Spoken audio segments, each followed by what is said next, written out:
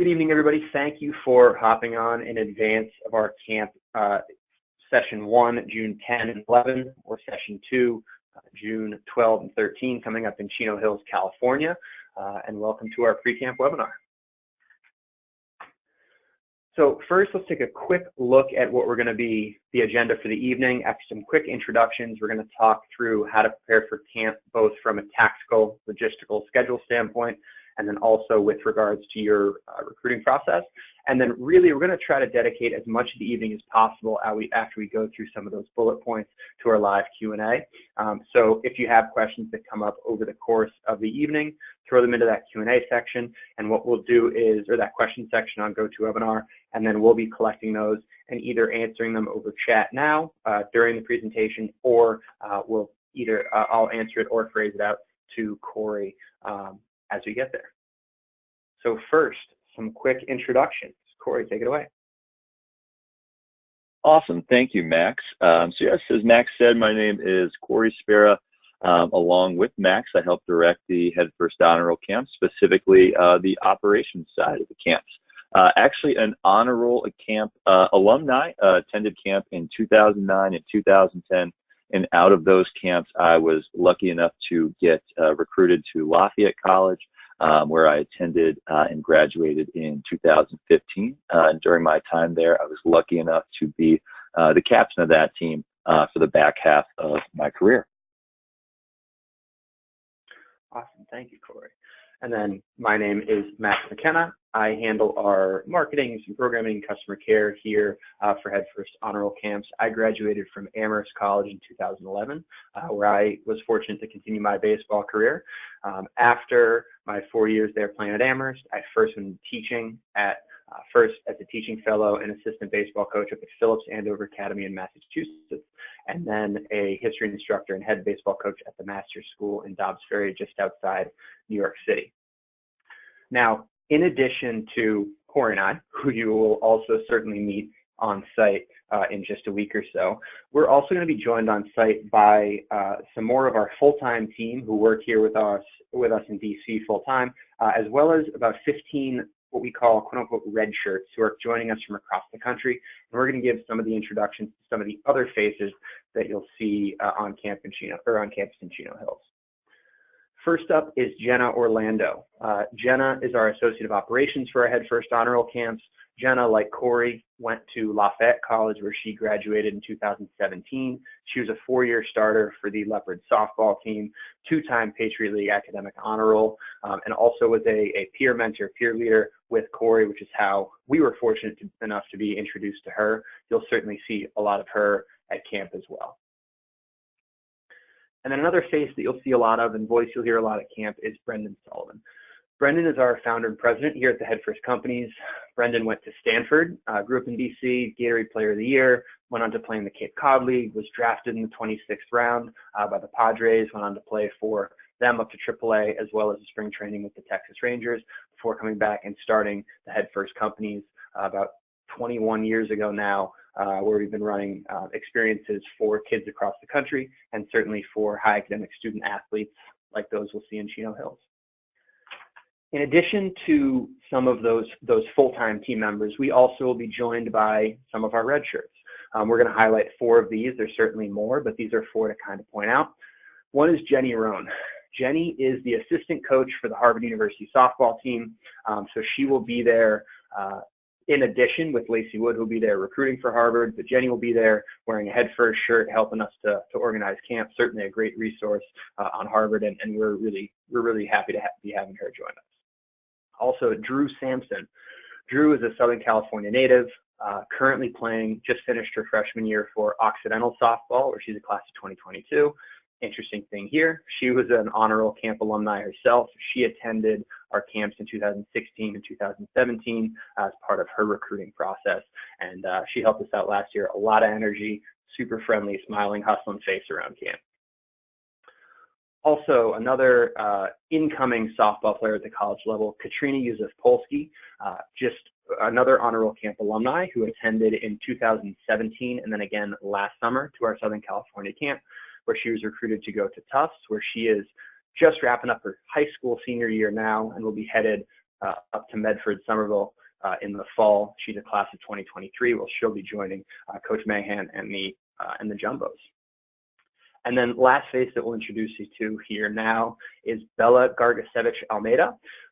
Bella, part of an illustrious softball family, have had kids play at Georgetown, Michigan, and Bella currently just finished up her freshman year at BU, where she's a member of the class of 2022 as well.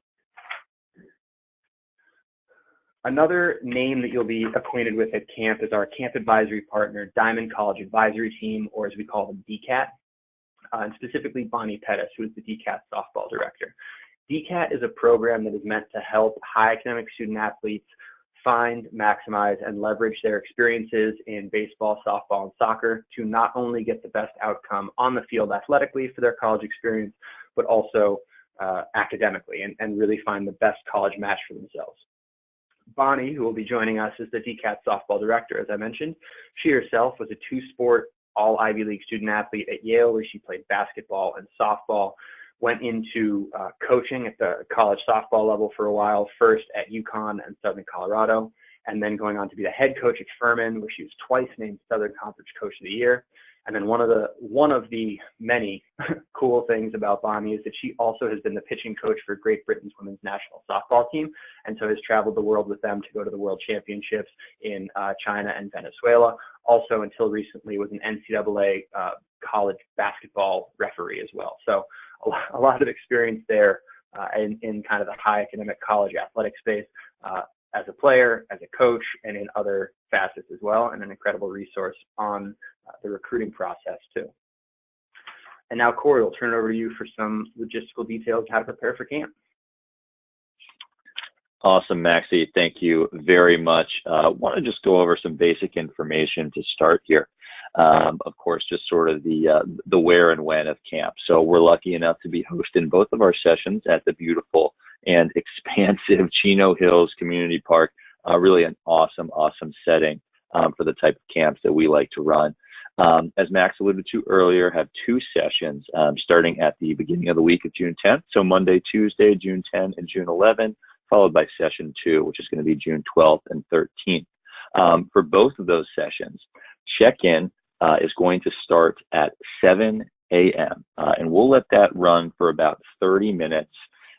Give ourselves a little buffer time there. Make sure that we get all of the players checked in, get their jerseys ready to rock and roll, and we'll start with our camp programming at 7:40 a.m. with an all-camp meeting. I want to show you quickly just an overhead view of Chino Hills Community Park. Fairly simple in terms of direction here, but as you can see in sort of the bottom left half of your screen, plenty of parking available. Fields 2 and 4 there, you can see written out in red. There's a red arrow between those two fields. That's where we're going to funnel everyone through.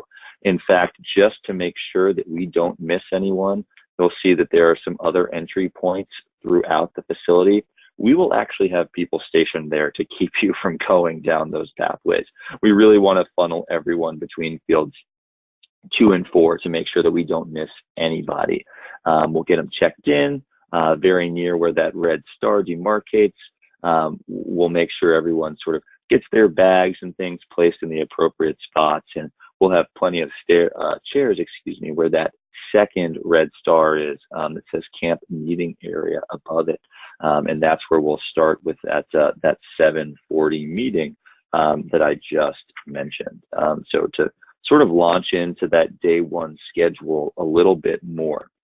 Once we break from that first meeting, we're going to take the players to go get stretched out and get ready for the action of the day.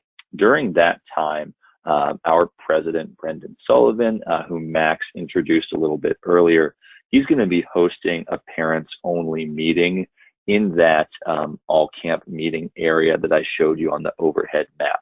This is going to be an opportunity for you all to hear a little bit more of a detailed schedule for the next 2 days, and really, most importantly, it's going to offer you an opportunity to ask some questions. You certainly have that opportunity tonight. You have that opportunity any day of the week to call into our office, but completely understood that there are a lot of things going on, and you might not even know some of your questions until you arrive at camp, and that's going to be a really great time to get those answered.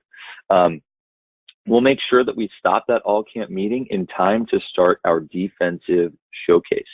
We certainly want parents to watch all of the action that's going to take place on the field. So the defensive showcase is going to actually happen on several of the fields throughout the complex. The main field, our showcase field, will have every college coach in attendance on it, watching the players showcase defensively. Each player gets to choose one position in which they will defensively showcase at.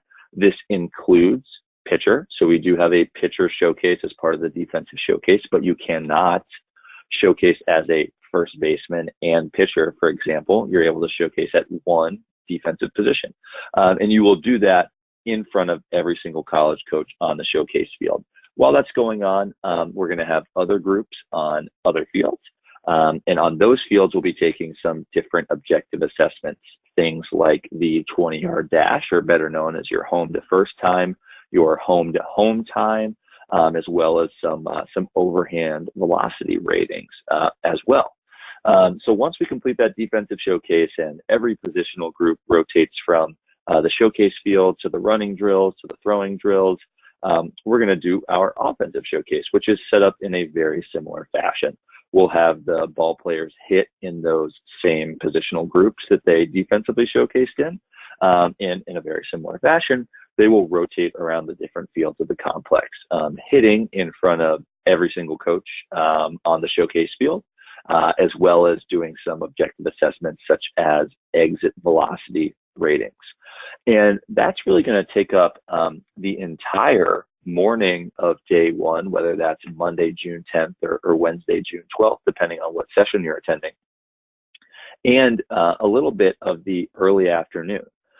Once we get through that showcase, though, we'll really launch into what the bulk of our afternoon and evening programming is, and that's simulated games. So what we'll do after check-in, we will have a team that is putting together teams of ball players. Once we check in and know every single player that's going to be at camp, some of our coworkers will be hard at work balancing these teams, sort of making these teams based on positional capacities. What I mean by that is that we're not going to have one team with 2 catchers and another team with 7. We're going to make sure that those positional numbers are spread out evenly across all teams, such that we can offer equal playing time across those positional groups. On day one, each team is going to play 1 9-inning game.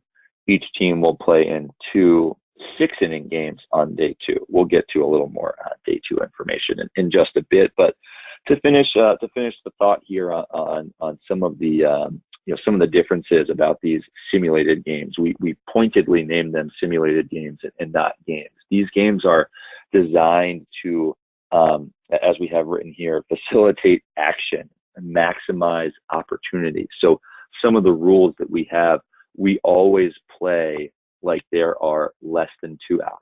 No matter what, we always want ball players thinking about trying to get an extra out, trying to turn 2 or even 3 if applicable. We also start every at bat with a 1-and-1 count to facilitate swings. It's great if you have an awesome eye and awesome knowledge of the strike zone. I can tell you that's a very positive thing to have as a player. Most of these coaches are not out there to recruit you for your eye. They're there to recruit you for your skills, and they want to see you swing the bat. And, as you can infer from always playing like there's less than 2 outs, we certainly don't play 3 up, 3 down. We will always have 6 batters per inning, and we'll let that batting order run continuously such that if, the second batter in the written lineup finishes the first game, the second game will start with the third batter. The top of the order is sort of non-existent. That batting order runs continuously. And again, just to stress the point that I made earlier, these teams are balanced based on both primary and secondary position assignments to ensure that equal time of play. So as alluded to, on day 2, we're going to be playing games as well. You've got that 1 9-inning game on day 1. You've got 2 6-inning games on day 2. But there are some other things going on. In the morning, we're going to have our recruiting panel and question and answer. This is really a favorite of parents at camp. It's hosted by Max along with Bonnie, who he introduced earlier. So as you can imagine, between the two of them, their experience is pretty incredible, and they really offer some great knowledge, some great tips to our parents and families, and certainly offer plenty of time for Q&A as well, such that you can ask them pretty specific recruiting questions. We're going to have 2 sets of teams playing at different times, such that on the first day of camp, you might be in the early game slot or the late game slot. On the second day of camp, it will be reflected the same way. We don't expect you to play in the late game on day 1 and play in the early game on day 2. So since we do have those 2 different game slots, this recruiting panel will be hosted twice.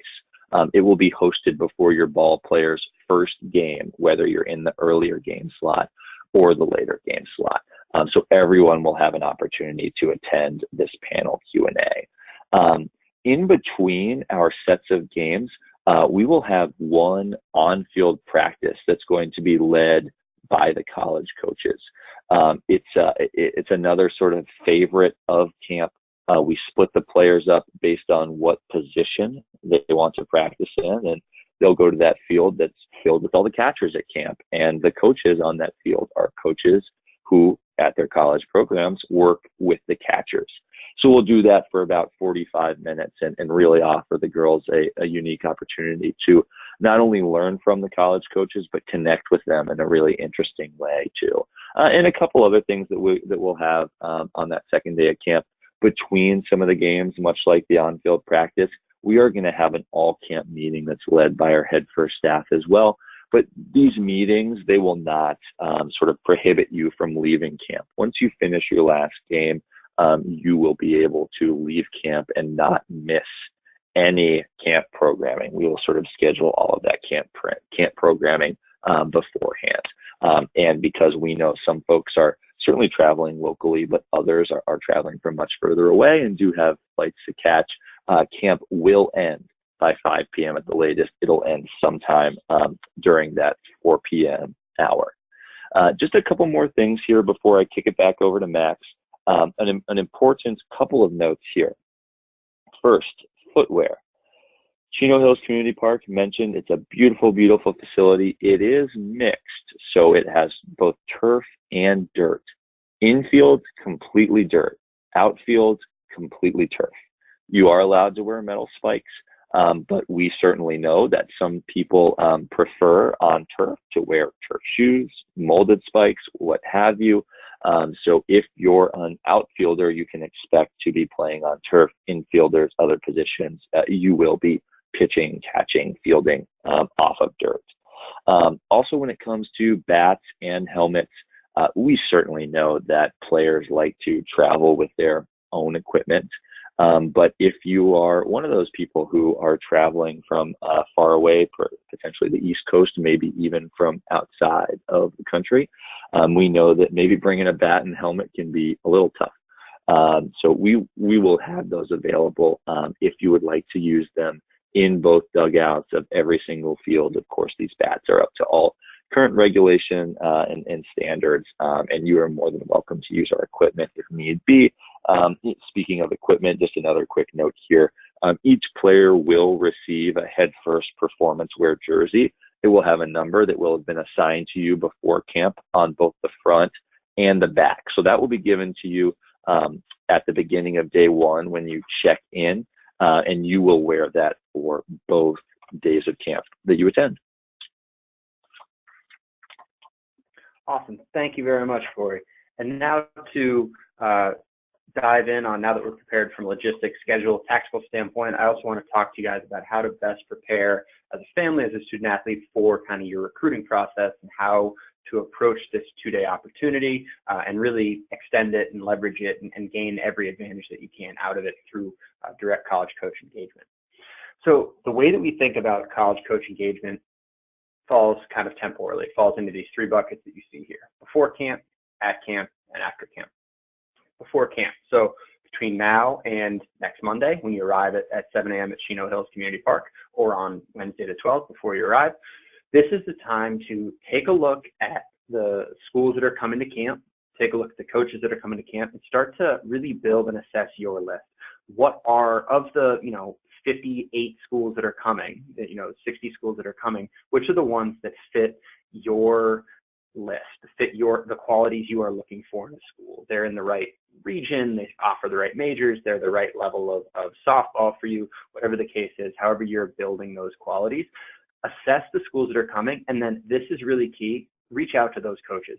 Send them an email introducing yourself with a link to any video you have, for example, or a profile that you might have built out, or have your test scores and some of your objective measurements like your overhand throwing velocity. Put that in the email and reach out to them. You want to keep this brief because we are just now hitting a very busy time in these college coaches' lives where they are on the road a lot. A lot of them are going to be at the Zoom into June tournament, as I'm sure some of you guys are, or the Zoom academic games, and then be coming straight to us. So some of them are already out in California, and they won't be returning before they see our student athletes that are joining us at Chino Hills. So they are very busy, and they might not reply to your emails, but they are reading them. They will ring a bell when you send them an email, and then you go up and talk to the camp and say, "Hey, Coach Wood, I'm Max McKenna. I'm really interested in Harvard. I sent you an email. It had my NCSA profile, my video, my transcript, my SAT score, whatever the case may be." And she'll say, "Yep, I saw that come through. Thank you so much for reaching out." Laying this groundwork is, first of all, a really good way to get on coaches' radars. When coaches come to a camp like this, they love seeing girls that they have heard from before that are already on their radar. They're certainly using this as a platform to discover players that they have not heard from or have not ever seen play. But laying that groundwork beforehand is something that can really make sure that a coach gets his or her eyes on you while you're at camp. And it lays the groundwork for a really key piece, which is that at camp bullet. And you see there the number one thing: engage, engage, engage. Be proactive. Be proactive before camp, be proactive at camp.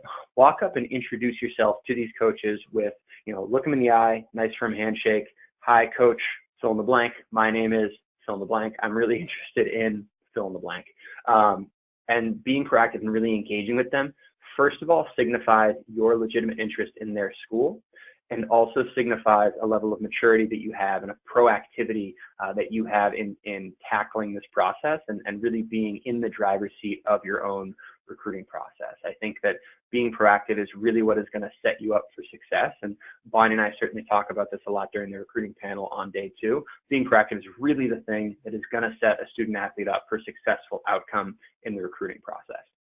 You might say, "I'm shy, I'm introverted, I don't necessarily want to go up and chase coaches across the field and really chase them down and have these conversations." And that's where the second bullet comes in as well: camp programming and head first support.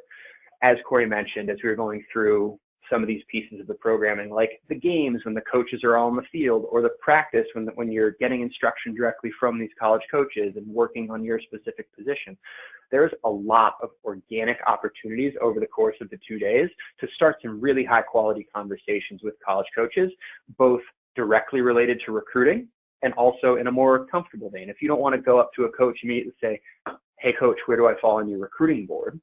Starting around talking about softball instruction, talking around specific skills that they teach in their program, or how they approach this batting technique, or a 2-strike count, or whatever the case may be, can be a really kind of friendly, gentle entree to that conversation so that you can really start to build that rapport with these coaches. That's kind of the camp programming piece.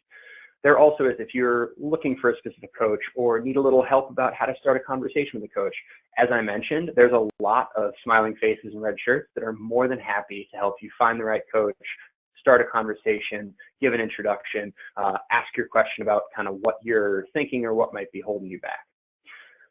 This third bullet of after camp communication is also super, super important. I think that sometimes student athletes look at a showcase like a Head First Honor Roll camp as a discrete 2-day event, and they show up there, they engage with coaches, they play well, and then the before and after sometimes gets left by the wayside. And that's what I really want to encourage student athletes to not let happen. Just as you need to communicate with coaches between now and camp to get on their radar and let them know your name and how you might be qualified or why you're interested in their school, following up with them is also super important. And this, again, is about proactive communication with the schools that you are legitimately interested in. The format of an honor roll camp is great. It's going to give you a lot of exposure, and you're going to hear from college coaches after camp. And some of them are going to be the ones you want to hear from. Some of them might be schools you've never heard of. But the way to guarantee that you start a communication line with a college coach at a program that you are interested in is by starting that line of communication. Don't sit back and be passive in this process. You might get found by a college coach, but to ensure that it is the right college fit for you, which is a key outcome, we believe, in this recruiting process, the way to do that is to attack this process proactively. A really, really key piece of this is following up with coaches after camp with an email, a handwritten thank you note, a follow of their program on Twitter or Instagram, or liking their story, or whatever the case may be. Using social media is one of my favorite examples for it as well, because so many programs are on it. But also go old school and do a handwritten thank you note, and that will also help you stand out. I've been mentioning a lot of kind of these colleges and talking about some of them. The other thing is, this is a partial list of some of the 60 schools that will be joining us in Chino Hills in a week. As you see here, we are incredibly proud and privileged and happy and humbled to work with schools like those that you see on your screen, because these are really good schools and they offer an incredible athletic and academic experience. But the other thing that you will notice about these schools is the variety and the just highly variable nature of the experiences that they offer. Amherst and NYU, both incredible schools, very different. Tufts and Dartmouth, both incredible schools, both very different. UVA and Santa Clara, same. So the way that these schools vary is really important to deliver a lot of different types of opportunities to student athletes. And the other thing that I like to say to players is to use this Head First experience as a platform to discover new schools as well. If you come into camp and you're highly interested in Georgetown and Columbia, and then you have a great interaction with the Fordham coach, great. Fordham should make its way onto your list so that you can learn more about it, learn more about the program. And then you decide, you know what? It has a lot in common with Georgetown and Columbia. It might be a school that I want to take a look at. So keep an open mind through this because of the variety of different experiences that these types of schools can offer.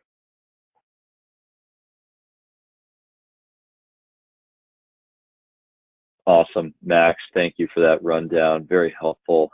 Just want to touch on a few more points here before we open up the floor for our live question and answer that we'll finish the webinar with. I think most of you are probably aware of this at this point, but want to touch on some legislation that came through about a year ago, a little more than a year ago, last spring, with regards to the NCAA recruiting calendar. Essentially, what this new rule was meant to do is to sort of curb some of the incredibly early commitments that we see in softball and other sports, which certainly we here at Head First are all for. The rule essentially said this, that before September 1st of your, if you have not completed September 1st of your junior year, you cannot have a recruiting conversation with a Division I college coach. So, not the simplest rule to understand. So let's just unpack that a little bit, specifically with how it's going to affect our camps. So let's start with the class of 2020. These are our current juniors, rising seniors. You are able to have in-person recruiting conversations with Division I college coaches, with any college coach on campus. you have completed September 1st of your junior year. So you are welcome to have these conversations and speak with Coach Conlin about why you should be a player at Georgetown, and she can tell you why she thinks you should, come to Georgetown and not Harvard or whatever Coach Conlin's recruiting pitch to you might be. You do not have those restrictions that have sort of been put down by the NCAA. To denote this really for college coaches, what we're going to do is, if you are a member of the class of 2020, when you check in, when you receive your T-shirt and your camp program that we're going to do between 7 and 7:30 on the day one morning of camp, you will also receive a black head first wristband, and all players who are in the class of 2020 will have one of these wristbands. This will basically be a very easy identifying factor to college coaches to let them know, hey, this is a student athlete that I can have a recruiting conversation with. Certainly our coaches want to be as compliant as possible, and when we can make it easier for them to comply with those rules, we do. Now, completely understand if you're not a ball player that likes to wear wristbands. By no means are we trying to make you uncomfortable. Stick it in your back pocket, stick it in your bag for the games. But when you're going to interact with coaches after the games, we ask you to just slip that on, just again, for ease of recognition for the college coaches. So if you're a member of the class of 2021 or younger, that means that you can't talk to coaches at all, right? Wrong, absolutely wrong.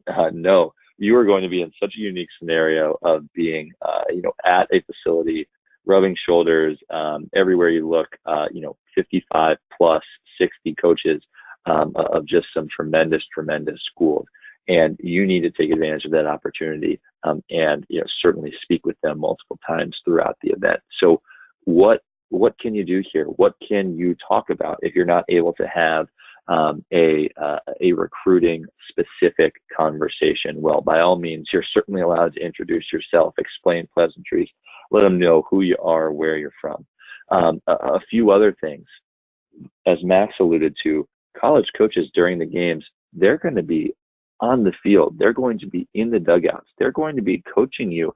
Use this as an opportunity to get some instruction from them. If you are playing shortstop and you misplay a ball, and Megan Murray, the assistant coach at Princeton, is standing behind you, ask her what went wrong there. Coach, what did you see there? Why did I not quite field that backhand cleanly like I should have?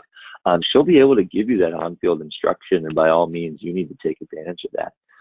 Also, just use it as an opportunity before the games, after the games, to learn from these coaches to another level, right? These conversations are not recruiting based in any way.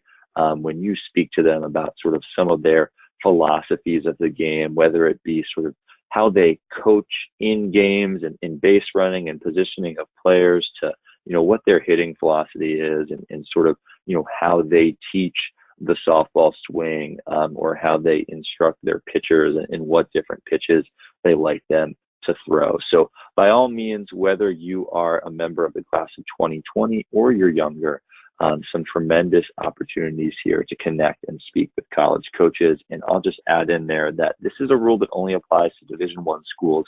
So by all means, if you want to have a recruiting specific conversation with Kelly Bevere, the head coach of Middlebury, and you're in the class of 2022, you are more than welcome to do that, at least by NCAA standards. Couple partners that I want to mention here. First partner being OnPeak. So OnPeak is our hotel partner. They've done an awesome job of negotiating some discounted hotel blocks for us at some local hotels. You'll be able to find that information by going to the Enrolled Athletes tab at the top of our website and clicking on the Travel and Accommodations softball link from the drop-down menu. You'll see all of those OnPeak options. You'll be able to click on which camp you're attending. It'll take you to the OnPeak portal, and if you're still looking for a hotel, we certainly recommend the great rates that have been negotiated by OnPeak. And another partner that I want to mention is our at camp video partner, Next Pro. Next Pro offers a really, really unique product. What Next Pro does is they've got cameras spread out throughout the field. Those cameras are focusing mostly on the pitcher and the batter. And all of the film that is collected by those cameras is then individually cut, clipped, and tagged to every pitcher or hitter involved in that play. So what does that mean? That means that Next Pro builds out a searchable database, searchable by every single player that attends camp. And when you click on a player, number one, Abby Adams, when you go into that Adams profile, you will see every single at-bat that Abby had at camp. And if Abby is a pitcher, you'll see every pitched at-bat that Abby participated in camp as well. This actually gets delivered to the college coaches in attendance, and they get access to this video database. It is a tremendous, tremendous recruiting tool and opportunity that we're able to offer. It is also something incredibly, incredibly valuable to get your hands on, and Next Pro will be offering those videos for sale. I know that they have some great pre-camp discounting that they offer. If you haven't received an email from Next Pro yet, you will soon. You can also go to their website and look us up by the event name and pull up the Head First camp that you'll be attending. What Next Pro will do is that they will give you access to all of those individually cut hitter and pitcher at bats, and you will get access to another camera angle that shoots the entire field for the entire game. This is unclipped footage. This is just complete game footage. And then what you're able to do as part of that package is tell Next Pro, based on those pitched at bats that you threw while you were in the circle and those great at bats that you had at the plate, the couple of doubles and home run that you hit at camp, and let's say you made a diving play at first base when you weren't pitching, you're able to go into your individual film, pick all of those plays out, and part of the package, say to Next Pro, hey, I would like you to put X, Y, and Z plays all in a highlight video. They're going to do that for you, and then you'll have that to upload to your profile, send to different college coaches via email. Just a really, really strong tool to have. We like to refer to it as verified game footage. It's verified in the sense that it's professionally done, which is really nice. There's nothing wrong with shooting video of at-bats with an iPhone through a chain link fence. There is certainly a place for that. This video is, high definition quality. Dropped off the internet for a second, and so you might have lost my screen, but there we go. Okay. Sorry about that. So now you see on the screen our contact information and that blog link. Feel free to ping us there on that chat feature as well. So to kind of dive right into it, and here's a question. Corey, I'm gonna put this one out to you. There are so many schools out there that we're gonna see at camp. It can be overwhelming. What do you recommend? Where do you start with the list building? Where do you start with the coach communication? Where do you start, Corey, from the basic level? Where do you go first? Max, it's such a good question. One that I have to imagine a lot of people are wondering. Hopefully this is a pretty simple answer. This is what we recommend to folks. This is what I did when I came to camp back in 2009 and in 2010. Start here. Start at the Head First website. Go to our session page. See the schools that might want to sort of focus your search on some schools with a lower enrollment number. All of those things are really, really valuable. So what you need to do is just sort of come up with those points that are very valuable to you, whether that's 3 things, 4 things, 5 things, whatever it may be, and really just go down that entire list of schools and see where all of them match up with those things that you personally value. And what you're going to find, it's what I found as a kid from Virginia who grew up with ACC and SEC and sort of Southern big time sports. I learned about a lot of these schools that attended honor roll camp in the Northeast that really matched up with those points that were important to me that I had never been exposed to before. So that's my recommendation. Again, it's not sort of going and doing a history lesson on every single school in attendance. Like I said, some of the schools you're going to be familiar with anyways and know if they're going to be schools that are on your list or not. But create that list of schools, and whether it's, it ends up being 10, 20, or 30, that's totally fine. There's no issue with any of that. It's just you need to make sure that those are schools that sort of check off those boxes that are very important to you. And, I won't spend much time on this because Max did such a good job of explaining it earlier, but it can't be said enough times. It's great to come up with that list, but if you're not reaching out to that list, you're missing out. And quite honestly, you're falling behind a little bit. So once you create that list, you need to see who the attending coach from that school is, and you need to proactively reach out to them.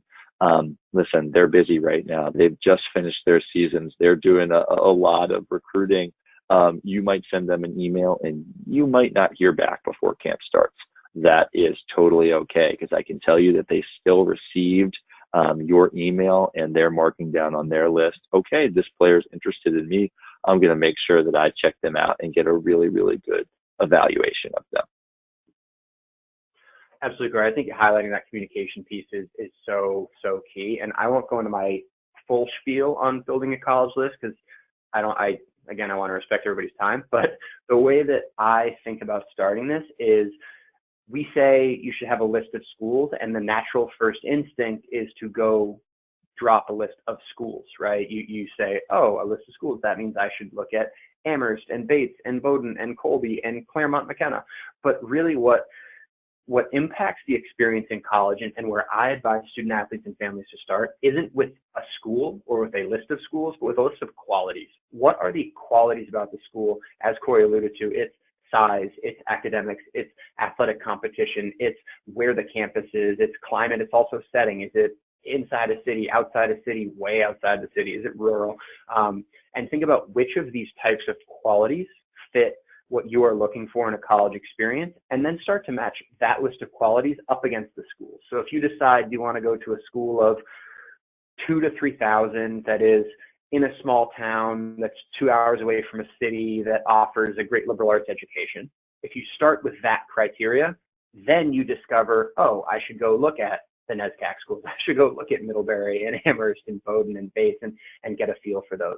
The other thing here is to help get a sense of how these qualities play into the experience of the school itself. It's not just the size of a school doesn't necessarily matter, but it is how it impacts your experience, right? The size of the school plays into the size of the classroom and impacts how available academic or administrative support is. It's as simple as it impacts what registering for a class looks like. Registering for a class at UCLA is very different than it is at Colby College. Those are just going to be very different because of the size of the school and the way that impacts other things about the school. Take advantage of the time when whether you're from Southern California or not, if you're coming out to Zoom in June or just for us, you'll be near some great schools and some of the same schools that are going to be seeing us at camp. If you have the opportunity, go get on campus at Claremont McKenna or Harvey Mudd or Scripps or Pomona or Pitzer. Visit the Claremont colleges, visit some of those schools that are in and around the area. Go see Whittier's campus and see how you like it, because all of these qualities don't stand alone in a vacuum, and eventually you're going to need to get on campus at these schools and see how these things impact what your life would look like as a student athlete at the next level. Thank you for that great question. Obviously, some strong feelings here from the Head First team about how to start up the recruiting process. Next question that Corey, I'm going to turn to you first, and then I might tag in on is there a possibility that I won't get to talk to certain coaches, and how do I avoid this? How do I find the coaches that I want to talk to while I'm at camp and make sure that I get a chance to connect with them? Really, really good question. What we do on site is, I sort of alluded to earlier, how we have two sets of games. So we'll have sort of teams who are playing during one game block and teams who are resting during that game block. We also have two groups of coaches. So we've got coaches who are, quote, sort of working one set of games, and then during the next set of games, they are free, they are roaming, they are available. So if they're working a game, we actually assign them. We say, hey, Coach Wood from Harvard, you're going to be in the first base dugout of field 3 with team 12 coaching this game. And after she coaches that game during that time block, the next game block, she is off. She is free. She's able to roam around the facility and watch every single game for as long as she would like to. What that does is, based on the way that we organize it and the way that we switch the coaching groups. So if one coaching group was working for the first set of games on day 1, they will be roaming for the first set of games on day 2. That basically sets it up such that every coach is able to watch every single player at camp. It is sort of very convenient from both a player and coach perspective, such that they're able to sort of take in all of the talent and evaluate every single player in a game situation at camp. In terms of sort of the best opportunities to connect with the coaches, it really is after the games. The most natural opportunities are when a coach that you're interested in talking to actually is on your field or was watching the game on your field. We have a little meeting at the end of every game at home plate. And afterwards, it's opportunities to connect and opportunities to talk to the coaches who are there. The other great thing is that in between games, just like players will sort of be moving around the complex to head towards whatever's next on their schedule, coaches are doing the same things as well. Coaches are always moving around the complex, and as long as they're not behind the screens that we put behind home plate, where we allow coaches to sit on the field and sort of take in the games and evaluate the players, everywhere else is really fair game to go up to a coach and introduce yourself and have a great conversation. So there will be plenty of opportunities to connect with every coach, during those downtimes, whether it's between games or it's, between the practice on day 2 and our all camp talk, or between the talk and lunch. There are going to be so many opportunities. Now, there's a lot of people there. There's a lot of players, a lot of families, a lot of our staff, a lot of coaches. It might not be readily apparent, where the coach from Occidental is at that time. And that's where we come in. Grab me, grab Max, grab one of the other staff that we've been alluding to as our red shirts. They'll all be wearing red head first shirts. We have the lists. We know where these coaches are assigned to. And we can get you that information. So please don't be shy. Come grab us. We'll make sure that we, get you pointed in the right direction to find that coach who you want to connect with, because there will certainly be plenty of opportunities to do so. Absolutely. I couldn't agree more. And Corey, you covered it really well. This is where I'll just put another plug for being proactive and having a plan. I think that the way to make sure you connect with the coaches that you want to connect with is to really be proactive. Take advantage of the time on the field when they might be in the dugout with you, as Corey mentioned, or they might be, roaming between fields at the same time that you are, or communicate with them. And if you look at the coach rotation sheet and you see that they are roaming, quote unquote roaming during while you are playing on day 2, shoot them an email on day 1. Just say, hey, coach, I'm really interested in Whittier. I would love to be a poet, and I'm going to be on Team X, which I'm on field 3 during the first game slot. I noticed you were I noticed you were roaming. I'd love it if you could take that chance to come see me play, or approach them on site in person and do the same thing, and just really start that proactive line of communication and have a plan. Have a list of schools that you want to touch base with, and then, as I mentioned, certainly have an open mind to experience new schools and engage with new coaches as well. There's a couple questions that I'm going to kind of knock out fairly quickly in the interest of time. One is a question about kind of the primary, secondary positions, specifically with reference to pitching. If a player is a secondary pitcher or a primary pitcher, but showcases at a different position. So if you're a first base pitcher or a pitcher first base and you showcase at first base, will you also still have the opportunity to pitch in games? The answer to that is absolutely yes. All pitchers, primary and secondary, will be assigned innings pitching, innings in the circle on both days of camp. Both during their game on day 1 and then also during one of their games on day 2 as well. So if you don't want to showcase as a pitcher because you want to showcase as an outfielder, but you don't want to miss out on that opportunity to throw live in the games, you absolutely will have that opportunity. The second question is just kind of a quick retouch on the hours for day 2. As Corey mentioned, the hours on day 2, arrival times are going to be different. If you're on one of the early slotted teams, it means that your games will have ended a little bit earlier on day 1. We're going to ask you to show up it's usually around 7 a.m. It does depend on, some things, just to make sure that everything is following from weather standpoint or from scheduling standpoint, whatever the case may be. And then you'll start your first game in that 7 o'clock hour. And then your day will end, if you're in one of those early game slots, you'll end in the 2 o'clock, 3 o'clock hour, somewhere around there. And then for the later teams that arrive, you would be asked to arrive, usually, again, subject to change, and we'll communicate all changes on site. You'd be asked to arrive around 9 a.m. to start your first game in that 9 o'clock hour, and then continue your day. And your day would end no later than 5 p.m. As Corey mentioned earlier, usually ends in that 4 o'clock hour. We promise to get you out of there by 5. The next question that I'll touch on briefly, and then Corey, I'll pass it off to you for any additional thoughts, is how can I stand out to college coaches on the field if I'm an outfielder, or the ball isn't necessarily hits me a lot, or whatever the case may be, or just, I think generally, how do I stand out to a college coach? And this is one that I certainly understand. I mean, if you're a pitcher or a catcher, you have the ball, right? You're the center of the action. If you're an outfielder, you're a first baseman, it might not come your way.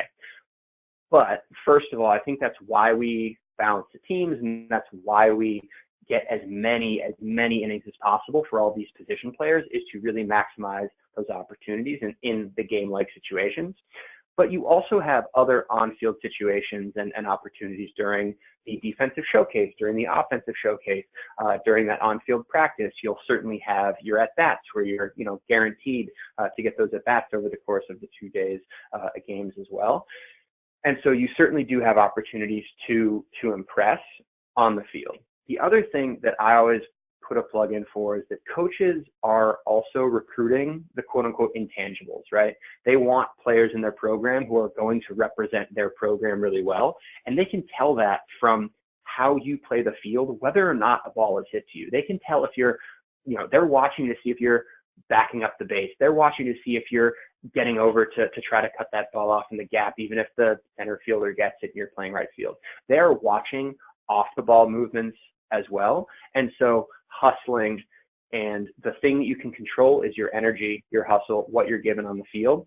By doing that, you are going to stand out to college coaches, whether or not a ball has ever hit to you. But again, really maximizing your playing innings is what we strive for at camp, so that I'd be shocked if somebody went the whole 2 days without a ball being hit to them. Corey, anything to add on that one? Really, really well said, Max. And I love the point specifically on those intangibles.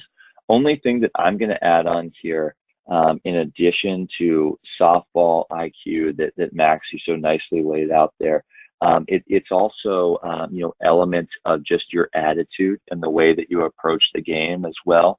Could spend a lot of time talking about this, but I think using a very tangible example is probably the best way to describe this. Max introduced one of our red shirts earlier, who's going to be on camp, who was a former camper, and Drew Sampson, who's now off to a really nice career at Occidental. And I watched Drew at camp for multiple years, turn heads and and essentially end up getting recruited. Not necessarily always because of the way that she played on the field. Don't get me wrong; she was a very talented softball player and still is, given where she's at in college and the success that she's having. But most heads were turned by Drew because of her energy, because of her enthusiasm, because of the type of teammate she was, despite not knowing any of her teammates, 4 hours beforehand.